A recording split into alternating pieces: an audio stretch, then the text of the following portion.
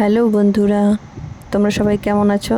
এই দেখো কিছুটা বোনলেস চিকেন নিয়েছি, আর এর মধ্যে ডিম, কর্নফ্লাওয়ার, ময়দা, আদা রসুন পেস্ট, কিছুটা গোলমরিচের গুঁড়ো, ভিনিগার দিয়ে মিক্সড করে রেখে দিয়েছি, কিছুক্ষণের জন্য ম্যারিনেট করে রেখে দিয়েছি।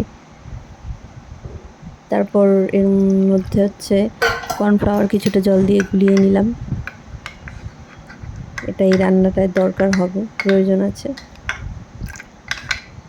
তোমরা কেউ কেউ দেখে হয়তো বুঝতে পারছো কি এটা আদা রসুন লঙ্কা, সবুজ ক্যাপসিকাম, হলুদ ক্যাপসিকাম, পেঁয়াজের কিউবস রেখে দিয়েছি। আর এখানে কিছু সস রয়েছে, এই সসগুলোর প্রয়োজন হবে। এগুলো সব একসাথে মিক্স করে, চিনি দিয়ে মিক্স করে রেখে দিয়েছি। তারপরে এই ম্যারিনেট করা মাংসগুলো, চিকেনের পিসগুলো আমি ভেজে নিচ্ছি তেলে। একদম লো ফ্লেমে ভাজতে হবে, নয়তো ওপরটা পুড়ে যাবে, ভেতরে মাংসগুলো ঠিকঠাক সেদ্ধ হবে না। সেই জন্য একদম মিডিয়াম টু লো ফ্লেমে